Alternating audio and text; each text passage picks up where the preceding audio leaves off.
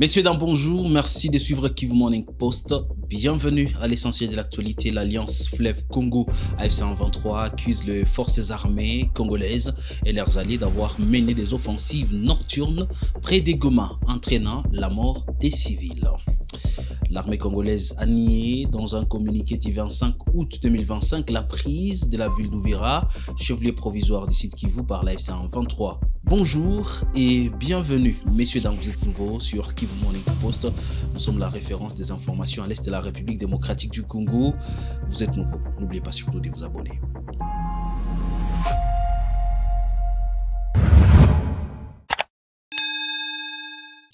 L'Alliance Fleuve Congo accuse les forces armées congolaises et leurs alliés d'avoir lancé dans la nuit de dimanche à lundi des offensives dans plusieurs localités proches de Goma, causant la mort des civils. Fiston Issemouami. Selon le communiqué signé par son département de communication, je cite, ce lundi 25 août 2025 à 2h30 du matin, les forces coalisées du régime kakistrocratique de Kinshasa, notamment les FARDC, FDLR, Mai Mai Wazalendo et les Nyatura ont lancé des incursions dans des zones densément peuplées de Kibati, Munigi, Goma et leurs environs, au cours desquels 4 civils innocents ont été tués et 3 autres grièvement blessés. Fin de citation. Le mouvement politico-militaire lance un appel pressant aux organisations de défense des droits humains ainsi qu'à la communauté nationale et internationale afin de, je cite, documenter et condamner avec la plus extrême fermeté les crimes de guerre et le crime contre l'humanité perpétrés systématiquement par le régime kakistocratique de Kinshasa contre nos patriotes. Fin de citation. La FC-M23 accuse également Kinshasa de, je cite, piétiner l'esprit et la lettre du processus de paix de Doha, notamment par le refus de libérer les prisonniers, la poursuite des arrestations arbitraires et la condamnation à mort de personnes soupçonnées d'appartenir au mouvement. Le communiqué cite en particulier l'affaire visant l'ancien président Joseph Kabila, présenté par la rébellion comme une parodie de justice. Tout en réaffirmant son engagement à protéger les civils, l'AFC-M23 dit vouloir mettre en place, je cite, un périmètre de sécurité afin de mettre hors d'état de nuire les forces terroristes du régime de Kinshasa. Fin de citation. Aucune réaction officielle de Kinshasa n'était disponible dans l'immédiat. Depuis la signature d'un accord de principe, le 19 juillet entre le gouvernement congolais et l'AFC-M23, l'armée congolaise et l'armée rebelle multiplient les communiqués accusant mutuellement des attaques armées. Pourtant, cet accord de principe stipule un cessez-le-feu permanent parmi les mesures de confiance devant permettre la poursuite des dialogues entre les deux parties pour aboutir à un accord de paix global en vue d'une résolution pacifique de la crise sécuritaire dans l'est de la République démocratique du Congo. Kambale Bouingo Joseph, vendeur d'unité, a été abattu ce lundi 25 août 2025 devant sa maison à Madjengo, à Goma, lors d'un cambriolage armé par 4 hommes à moto. Les assaillants, arrivés vers 8h30, se sont fait passer pour des clients. Ils ont tiré sur Kambale lorsqu'il a résisté. Le chef de la cellule Dunia Kabaye a rappelé qu'il y a 3 semaines, la famille de la victime avait déjà subi une tentative de vol. Il a demandé aux autorités de renforcer la sécurité dans les quartiers. Ndio mpasha habari, mimi ninaitwa kwa jina la Dunia Kabaye Andre, nikiwa ndani ya komine ya Karisimbi, precisement mu quartier Majengo, na niko chef de cellule. Kusema hapa kwenye tuko, niko chef de cellule wa hii eneo. Na jina selile ya kwangu, jina yake selile Umoja, Avenue Bweza. Kwa kweli habari hii imetushtukia kwa huzuni mkubwa. Tulikuwa na kijana wetu, jina yake Muhindo Joseph, ambaye alikuwa anauzisha unité hapa, na alikuwa na Airtel Money, alikuwa anafanya zile kazi zote, na amefanya hii kazi karibuni siku za miaka kutosha tukiwa naye hapa. Kwa mshtuko mkubwa, imekuwa leo siku ya kwanza asubuhi masaa 2:30 watu wasiojulikana wamefika kwenye wakiwa juu ya pikipiki. Walikuwa wajambazi wawili na walikuwa juu ya pikipiki 2. wamefika mahali hapa, mota wakatia pikipiki zabo pembeni, alafu bakafika bakaanza intimidate kijana yule ambaye alikuonyesha unite, bakajaribu kumunyang'anya sakoshi yake ya pesa. Kiana akatafuta kukatala, wakati wamekatala baka silaha walikuwa nayo, walikuwa navala mashakete, bakampika risasi, na ndipo bakaweza kufaulu kwa kumnyang'anya kila kitu chenye alikuwa na iko nacho. Mimi mwenyewe sikukuwa mahali hapa, nilikuwa iko kanisani, lakini raia wenye walikuwa hapa banasema kwamba wajambazi wale walitokea kwa hii upande na moto zao bakazitia hapa, njoo bakatoka pale bakakuya hapa kuintimidate kijana. Wakati wameweza kumpika masasi, marafiki na majirani baliweza kuchukua kijana bakampeleka ku hospitali CBK Virunga. Kufika pale CBK Virunga wasema si hatutaweza kutunza huyu kijana, bakampeleka ku CBK Ndosho. Bamefika CBK Ndosho na tayari mtu damu imekwisha kuisha ndani ya mwili na mtu amekwisha kufa tayari. Niko jirani yake na ndugu wetu mwenye ametweka hapa, alikuwa mtu mkubwa anaosha mainite hapa. Tumekuwa tuko pale kubalawala, tunaona watu wawili wanakuya. Mmoja alikuwa anavala kaluji, iko maske, na njoo walimpiga masasi. Na wakufanya hata saa za kutosha. Alifanya entre ma 3 minutes na operation ikamalizika pale. Mamenasa zilikuwa kama zilikuwa nafika na hata Boshi tuko Majengo, niko grande sœur ya mwenye bameua. Jina ni Riziki. Kulikuwa batu benye balikia kumoto, balikia na 2 personnes, balikia 2 personnes, bakamutana fasi ya kazi, jua na fabi tu ya Martel Mani hapa nje kubarabara. Alors balikuwa napenda balimpenda bamunyanganye ile saki yake ya makuta, ma discussion akaganga nabo, ile kuganga nabo bakampiga masasi ya mbasa. Bon sijue jumi siku yake kwanza hapa si place, na batoto balikuwa huku akose bajirani ndio wanaweza eleza kama balitokelea wapi. Mpaka pale hatujua kwenye balitokea. Pale si hatuna vya kusema. Atukaa hakuna. Je tushapoteza. Hata tubaombe kitu hata Une incursion armée des Wazalendo a eu lieu à Kalembe, territoire de Massissi, la nuit du dimanche au lundi 25 août 2025. Des personnes ont été tuées et 9 autres personnes ont été grièvement blessées lors de l'attaque. Les miliciens ont attaqué une position de défense récemment installée par les autorités militaires de la F-123 vers 19h. Un habitant a rapporté que les assaillants, après avoir demandé de l'argent, ont blessé des civils avec des armes blanches et à feu, tout en pillant les biens des populations.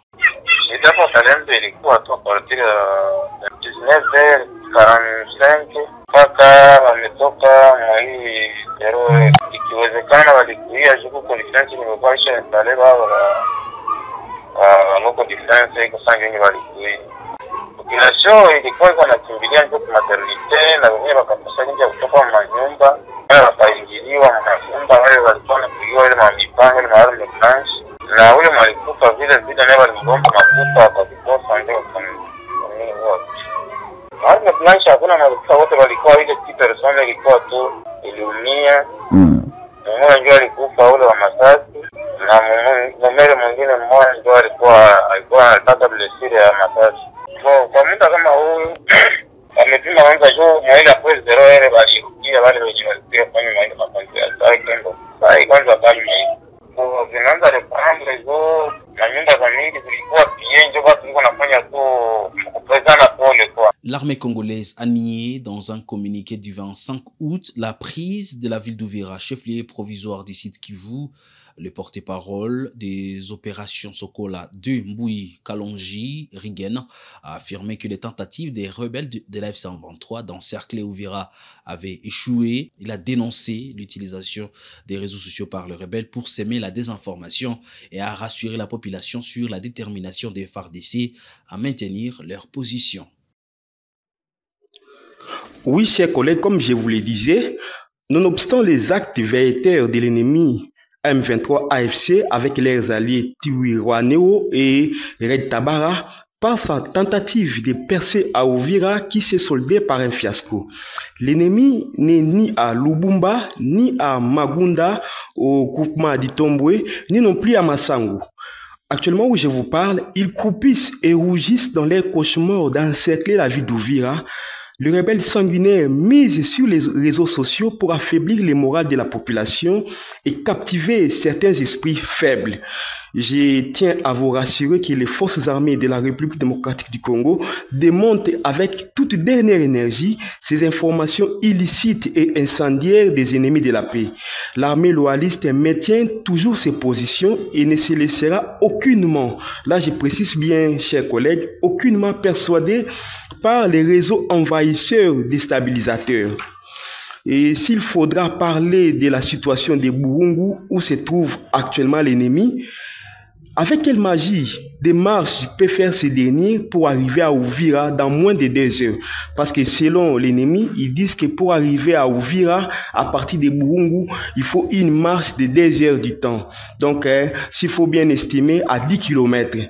Parce que selon les réseaux manipulateurs, ils se disent qu'ils sont à 10 km d'Uvira. Or, c'est faux. D'abord, il faut savoir que pour arriver à Uvira, il faut passer par Bijombo.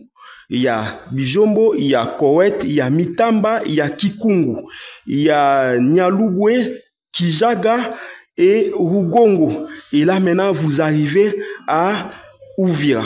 Donc, avec une estimation de plus de 40 km. Donc, remarquez avec moi que ce sont des informations mensongères.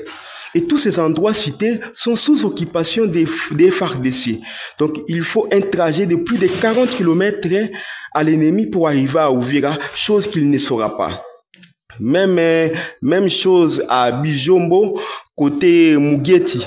Nous avons nos unités en profondeur mobilisées pour faire face à toute éventualité, qu'ils arrêtent avec leurs communications mensongères.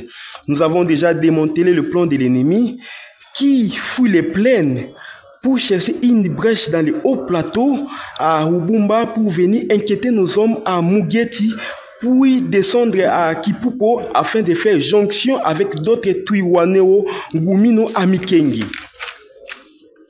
Il en est aussi de même du côté de Kageregere et Kaololo. Ils cherchent toujours à inquiéter nos hommes qui sont dans les hôtels à Katobo pour descendre à Uningu, qui est la voie principale de la route nationale numéro 5. Revenant aux attaques d'hier dimanche à Magunda, toujours en groupement d'Itombwe, où l'ennemi a été encore repoussé alors qu'il visait de descendre vers le village Massangu pour atterrir à Bujombo et faire jonction avec leurs alliés Red Tabara, Ngumino et Twirwaneho. Actuellement, ils souffrent d'un problème d'effectifs, raison pour laquelle ils utilisent trop ces derniers temps des drones. Vous avez constaté le vendredi soir, vous et moi, où l'un de ces drones a été abattu par nos unités des FARDC déployés à Nzibira. Donc, pour conclure, laissez-moi vous dire que nos hommes sont mobilisés pour contraindre et repousser toute attaque de l'ennemi dirigée contre la population et leurs biens. Le commandant secteur opérationnel Sokola 2, Sud Kivu, tient à rassurer la population de la détermination de son armée d'anéantir complètement l'ennemi qui ne cesse d'endeuiller le peuple congolais. À l'occasion, il exhorte de rester vigilant et de dénoncer toute présence suspecte dans la zone. Je vous remercie. C'est le porte-parole des opérations Sokola 2, Sud Kivu, lieutenant Mbui Kalonji Rigen. La coalition d'opposition, la MOUCA, a vivement critiqué les avocats de partis civils lors du procès de l'ancien président Joseph Kabila. Prince Epenge, président de la DECO, a qualifié le plaidoirie de véritable cirque. Il a dénoncé une procédure judiciaire bâclée qui compromet la gravité de l'État. Epenge a réaffirmé l'engagement de la MOUCA pour un dialogue national inclusif afin de résoudre les crises en République démocratique du Congo. Le procès Kabila aurait pu être pédagogique, tant si la forme que si le fond, pour signifier à ceux qui gouvernent et à ceux qui aspirent de gouverner que la République est éternelle et elle est beaucoup plus grande que les galons éphémères qu'il porte. Hélas, les avocats de la République ont transformé le procès en un véritable cirque. Un chapiteau où il ne manquait plus qu'un clown. L'ambiance de la plaidoirie avait les allures de celle de Jamel Comédie Claire. Mais quel gâchis, alors que la République qui s'est sentie menacée dans son intégrité s'entendait à être protégée par la force des faits établis. La partie civile, elle, s'est mêlée les pinceaux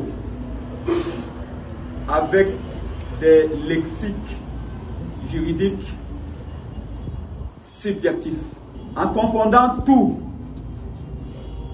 ils ont brûlé la chandelle sur ces dégoûts, alors que le procès avait vocation à rappeler à tous que nul n'est au-dessus de la loi, même pas Kabila.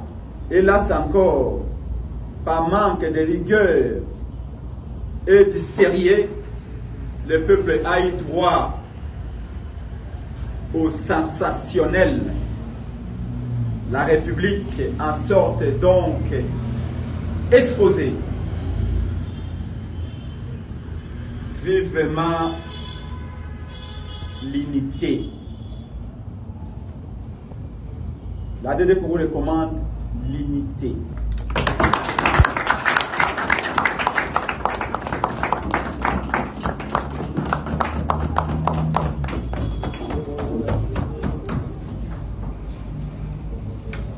Le fils du deuxième vice-président de l'Assemblée nationale, le commissaire principal Mbosso Kazadi Junior, a annoncé sa démission de la police nationale congolaise.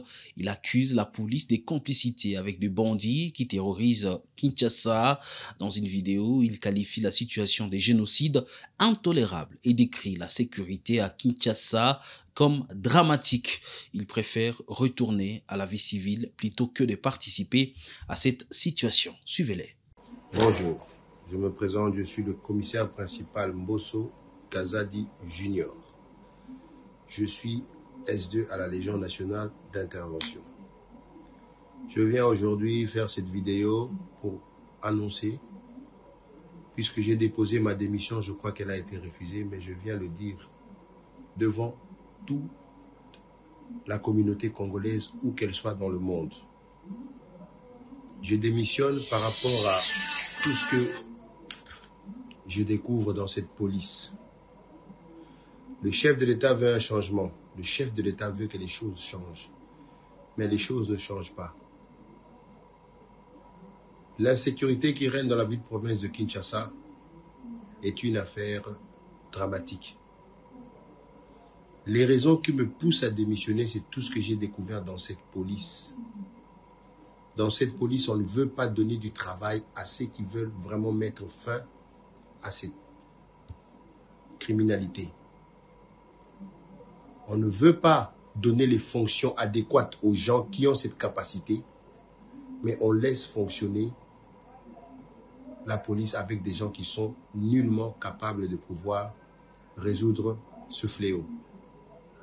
Les criminels aujourd'hui sont en puissance dans la ville-province de Kinshasa et un peu partout dans la République démocratique du Congo, suite à leur alliance qu'ils ont fait avec la police. Les policiers les protègent. Lorsque vous les arrêtez, vous les mettez aux dispositions de la justice. Ils disparaissent du district, ils disparaissent du commissariat. J'ai des exemples, j'ai des vidéos que je peux montrer, ou des gens qui ont été condamnés dans des audiences foraines, qui sont aujourd'hui en liberté. On leur pose la question, qui vous a libéré? S2, on vous pose la question, commandant district, qui vous a libéré? Bah, libéré un IP, qui non m'a libéré là? Alors c'est un peu décourageant. Alors moi j'ai décidé de démissionner pour ne pas participer à ce que moi j'appelle un génocide. Je ne veux vraiment pas y participer. Je démissionne et je préfère retourner à la vie civile, me concentrer à autre chose et trouver autre chose à faire. Voilà pourquoi je démissionne. Le numéro 1 de la police, le général Alonga Boni, a donné la marche à suivre.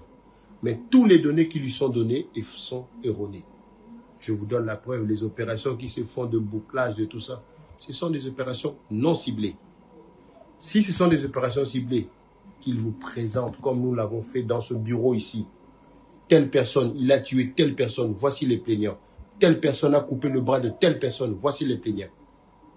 Nous avons donné dans ce bureau ici les premiers condamnés dans le district de Funa. Nous avons démantelé BG, Bomaye, tout le gang, plus de 32 personnes qui ont été condamnées.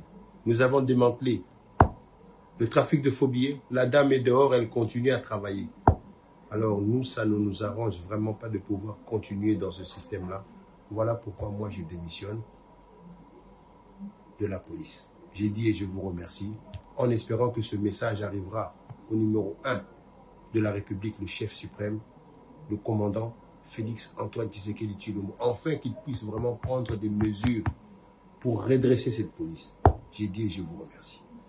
Le vice-premier ministre Chabani Louko séjourne à Bandundu, chef-lieu de la province du Kwilu, dans le cadre de son itinérance sécuritaire. Le dimanche 24 août, il a présidé une réunion du Conseil provincial de sécurité pour évaluer la situation sécuritaire de la province et prendre des mesures urgentes. Le VPM a évalué la capacité de la province à accueillir la 13e session de la conférence des gouverneurs prévue en décembre à Bandundu. Dimanche 24 août, le vice-premier ministre, ministre de l'Intérieur, Sécurité, Décentralisation et Affaires coutumières Chabani Louko Biango est arrivé à Bandundu, chef-lieu de la province du Kwilu, dans le cadre de sa mission d'itinérance sécuritaire. À sa descente d'avion, il a été accueilli par le gouverneur de province, Philippe Akamituna, entouré de plusieurs autorités politico-administratives. Dès son arrivée, le vice-premier ministre a tenu un meeting populaire au gouvernorat. Il y a rappelé l'importance de cette itinérance sécuritaire visant à rapprocher les institutions de la population et à vulgariser la nouvelle gouvernance sécuritaire. Biso nyonso toyebi ke mboka na biso non seulement ezali munene mais ezali mboka moko très riche. Ezali pe mboka envié tozana banguna. Il faut biso ba congolais tozala éveillé, tozala ekenge, mutu nyonso, citoyen nyonso, congolais nyonso. Il faut azala na esprit pe na volonté ya kobatela mboka pe ya ko sécuriser mboka. Congolais nyonso azali responsabilisé na matière oyo etali sécurité ya territoire pe ya population na biso. Yango tobimisaki slogan moko tolobi lisu likolo ya tolobi ndenge nini lisu likolo ya lisu mutu nyonso il faut azala ekenge. En outre, il a présidé la réunion provinciale du Conseil des sécurités aux côtés des autorités locales pour évaluer la situation sécuritaire de la province. Nous avons pratiquement énuméré tous les problèmes sécuritaires d'une façon systématique et nous avons localisé aussi ces problèmes sécuritaires. Nous sommes allés très loin jusqu'à exploiter problème sécuritaire par problème sécuritaire. Donc chaque problème sécuritaire, on a détecté les vulnérabilités et on a annoncé les vulnérabilités. On a détecté les capacités de la province pour résoudre ces problèmes et on a détecté aussi les actions à mener qui sont pratiquement les recommandations pour résoudre ces problèmes sécuritaires. La journée s'est poursuivie par des échanges avec plusieurs structures de la société civile. L'occasion pour le vice-premier ministre d'expliquer en détail les fondements de cette nouvelle approche sécuritaire participative. Cette visite marque une étape clé de son itinérance qui le conduit dans plusieurs provinces du pays avec pour objectif de renforcer la sécurité et la paix durable en République démocratique du Congo. Le tout-puissant Mazembe a tenu son assemblée générale ordinaire au centre Futuka le dimanche 24 août à Lubumbashi sous la direction de Gabi Ilunga Mutombo. Tous les rapports ont été adoptés à l'unanimité. Le président Moïse Katumbi Tshapou a appelé les supporters à se mobiliser mobilisé, soulignant le manque de soutien durant la saison. Il a dénoncé l'injustice subie par le club de la part de l'État qui doit plus de 15 millions de dollars au tout-puissant Mazembe. D'abord, le tacle du profil Lunga Mutombo qui a dirigé les travaux au comité de normalisation. Tacle à la gorge du camp nord qui vient d'avaler une pilule très amère. Je félicite Mazembe, en particulier son administration, avec en tête le manager Tengue, qui pour la première fois dans notre pays, pour défendre ce droit, est allé jusqu'au plus haut sommet du football international. Et il a eu gain de cause. Parce qu'au moment où nous parlons, nous siégeons ici, la FECOFA est pied au mur, point et pied liés. Comme la tasse a dit,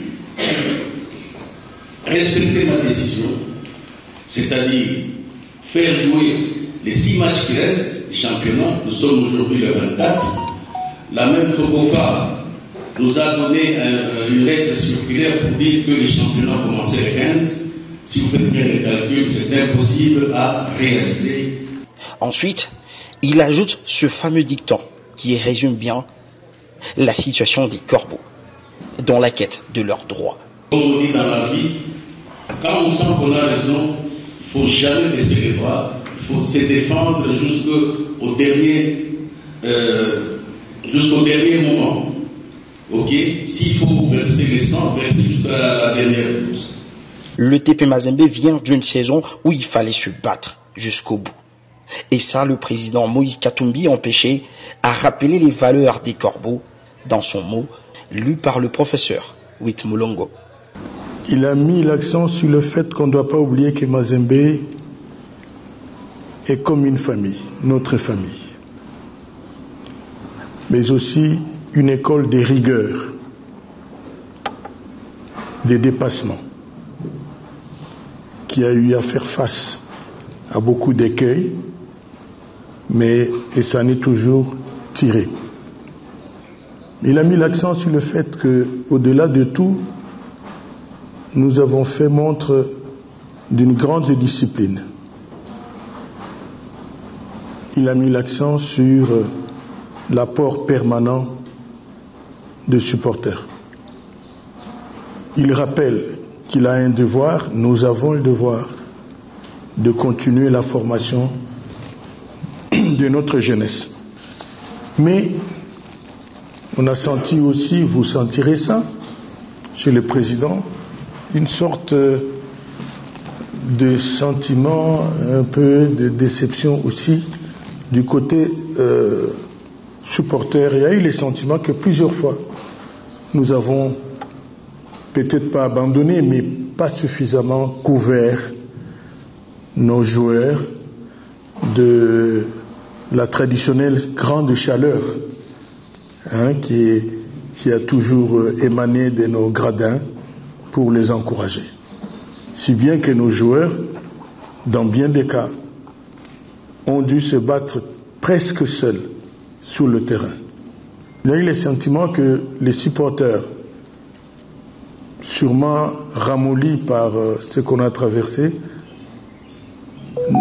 ne l'ont pas accompagné dans son combat pour recouvrer nos droits, le droit de Mazembe, notamment cette somme colossale que les institutions nous doivent, mais il n'a pas senti derrière lui une bonne machine de nos supporters pour l'accompagner dans ce combat-là. Le discours de Moïse Katumbi a été bien suivi. Le club sait comment revendiquer ses droits. Derrière, les supporters présents s'alignent à l'ordre du chairman. Il y a l'injustice, il n'y a que le président Moïse qui supporte l'équipe. Vous voyez, nous avons, le gouvernement central a une dette à donner à Mazembe de plus de 15 millions de dollars. Imaginez s'il n'y avait pas Katumbi Chapo. L'équipe de Mazembe devait être comment? Oui, c'est pratiquement un message fort. C'est un message interpellateur. C'est un rappel appel de troupes pour que nous soyons unis. Il faut que nous soyons unis autour de l'équipe pour éventuellement prétendre avoir des résultats. Parce que nous disons toujours unis, on est très fort. Le deuxième point, c'est l'accompagnement de l'équipe par les supporters. Non seulement au stade, mais aussi dans la réclamation de ses droits, ce qui est important.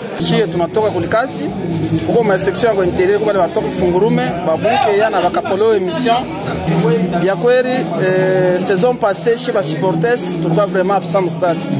Il est vraiment na président Kubula yiko a remarqué il na chibenye waname consistant hiyo que nous avions tendance ya ku délaisser club. Mais cette fois-ci, nous vivons ensemble. Et c'est tout pour l'essentiel de l'actualité de ce lundi. Merci à vous de l'avoir suivi et surtout merci de nous avoir choisis pour commencer cette semaine.